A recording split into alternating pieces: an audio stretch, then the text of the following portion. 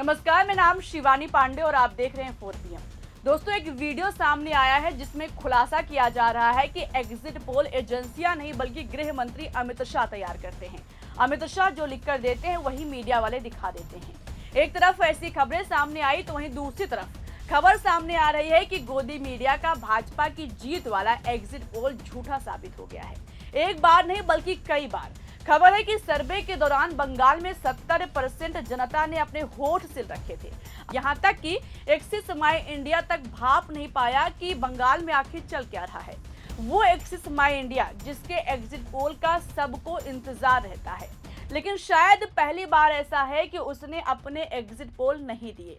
दोस्तों, इसी से आप समझ सकते हैं कि ममता बनर्जी को हरा पाना भाजपा के लिए आसान नहीं है।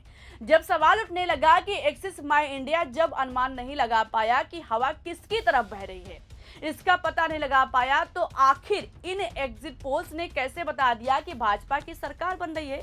इन्हीं सवालों के बीच एक वीडियो सामने आया जिसमें बताया जा रहा है कि अमित शाह और पीएमओ जो लिखकर देते हैं मीडिया वाले वही चला देते हैं। इस पर हम आगे बात करेंगे, लेकिन उससे पहले इस खबर को देख लीजिए। दोस्तों, एग्जिट पोल फॉर बंगाल 70% लोगों ने अपने होठ सिल रखे थे। एक्सिस माई इंडिया ने पश्चिम बंगाल का एग्जिट पोल डेटा क्यों जारी नहीं किया।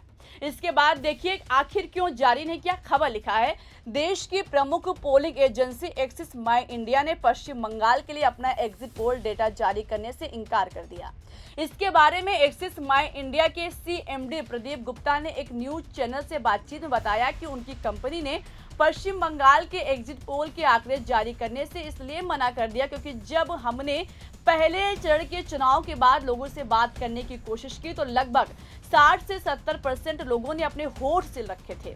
वो हाँ या ना कुछ भी कहने के लिए तैयार नहीं थे। इसलिए अधूरे या बिना किसी सैंपल के आधार पर अनुमान लगाना सही नहीं होगा। इसलिए जब तक हमारा सैंपल प्रतिनिधि नहीं हो जाता, यानी 20 से 30% सैंपल के आधार पर, हमें नहीं लगता कि कोई भी संख्या का अनुमान लगाना सही है। हम अपना आंकड़ा नहीं दे सकते।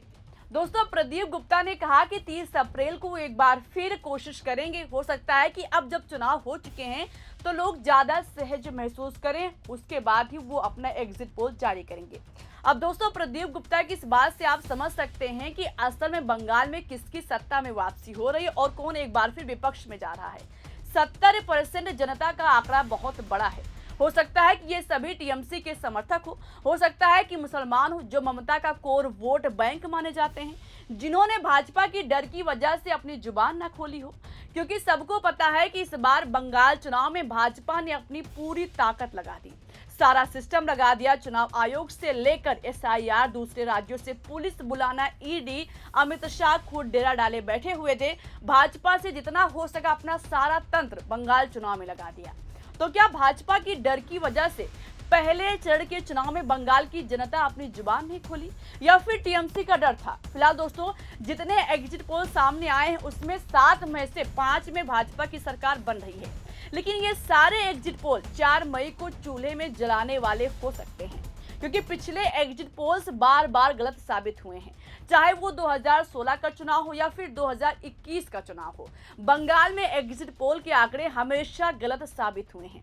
2019 के लोकसभा चुनाव में भाजपा ने बंगाल में 18 सीटें जीती थी और वोट शेयर करीब 40% पहुंच गया था। इसी के आधार पर ज्यादातर नेशनल एजेंसियों ने 2021 में भाजपा की जीत का अनुमान लगाया।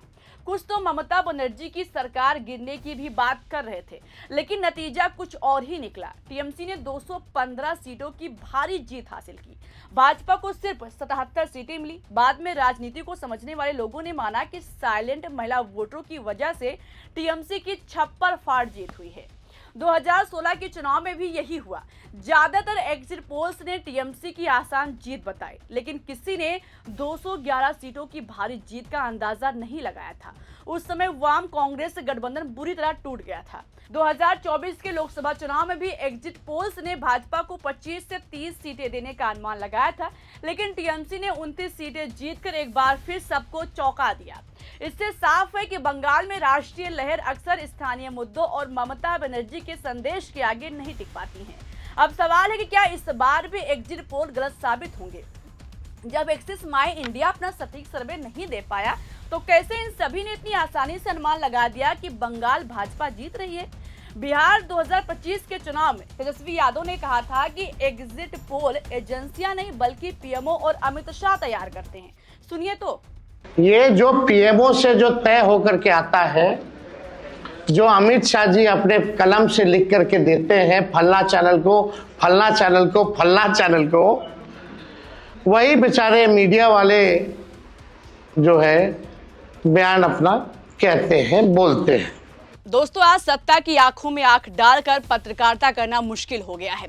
हमारे 4 PM नेशनल यूट्यूब और फेसबुक चैनल को, जिससे आपका प्यार और विश्वास हमेशा से मिलता रहा है, उसे बंद करके सरकार ने ये साबित कर दिया है कि वो आपके सवालों से कितना डरती है। मुश्किल दौर है, लेकिन हम ना रुके थे और ना ही रुकेंगे। हम सच के लिए हमेशा लड़ते रहेंगे। ऐसे में 4 PM यूपी को ज्यादा से ज्यादा ज्वाइन करें और स्वतंत्र पत्रकारिता को जिंदा रखने के लिए जितना हो सके हमारा आर्थिक सहयोग करें।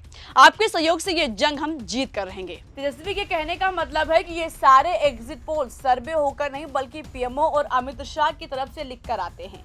वही उठाकर मीडिया वाले चेप देते हैं, यानी कॉपी किया और स्क्रीन पर पेस्ट करके चला दिया।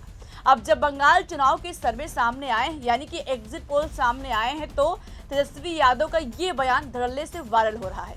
दोस्तों, सिर्फ 2 एग्जिट पोल, पीपुल्स पल्स और जनमत पोल्स में टीएमसी की शानदार जीत की बात कही जा रही है। बाकी 5 में भाजपा की सरकार बताई जा रही है। जबकि जिस पोल का सबको इंतजार रहता है, एक्सिस माई इंडिया, वो इससे एग्जिट हो गया है। अब हो सकता है कि जिस तरह से हर बार सर्वे गलत साबित हुए हैं, इस बार भी गलत साबित हो जाए। बंगाल में एग्जिट पोल क्यों गलत साबित होता है, इसकी एक वजह यह भी हो सकती है दोस्तों कि सर्वे करने वाले अक्सर हिंदी बेल्ट से होते हैं और बंगाल में ग्रामीण इलाकों में लोग बंगाली ही बोलते हैं, जो समझ पाना बहुत मुश्किल है। या तो ट्रांसलेटर साथ में लेकर चलें, इसी वजह से ग्रामीण इलाके सर्वे से पीछे छूट जाते हैं। फिलहाल दोस्तों, देखने वाली बात होगी कि क्या 2016 से लोकसभा चुनाव से लेकर विधानसभा चुनाव तक अब तक जिस तरह से एग्जिट पोल फेल हुए हैं, इस बार भी वही होगा। ममता बनर्जी की शानदार जीत होगी। चौथी बार ममता बनर्जी बंगाल की सत्ता पर राज करेंगी। इसका फैसला 4 मई को होगा। लेकिन इस पर अभी आपको क्या लगता है, अपनी राय बताइएगा। वीडियो को लाइक कीजिएगा, शेयर कीजिएगा। 4 PM को देखते रहिएगा। नमस्कार।